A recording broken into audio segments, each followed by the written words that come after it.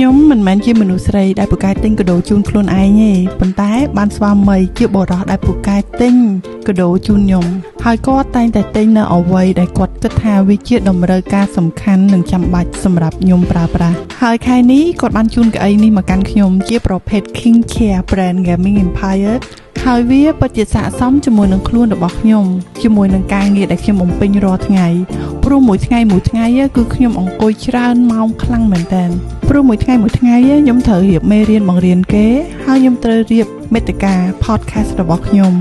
ហើយនៅពេលទំនេរគឺខ្ញុំត្រូវឆ្លៀតលក់អវ៉ាន់អនឡាញទៀតតែឥឡូវនេះអស់បារម្ភហើយអ្នកទាំងអស់គ្នាពេលណាហត់គឺថាកាច់កៅអីទំរេតលក់អវ៉ាន់អនឡាញក៏បាន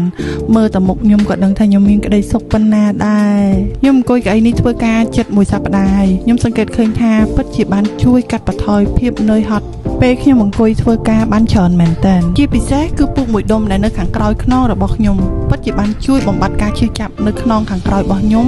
ក៏ដូចជាកញ្ចឹងករបស់ខ្ញុំគឺអត់មានការរោយឈឺចុកចាប់ដូចពីមុនទេអញ្ចឹងប្រសិនជាអ្នកទាំងអស់គ្នាចង់បានកៅអីដែលមានគុណភាពល្អប្រើមួយដងមួយប្រើឲ្យជួយដល់សុខភាពរបស់អ្នកទាំងអស់គ្នាខ្ញុំរីកមិនកៅអីមួយនេះចាំខ្ញុំទម្លាក់ page របស់គេជូនអ្នកទាំងអស់គ្នា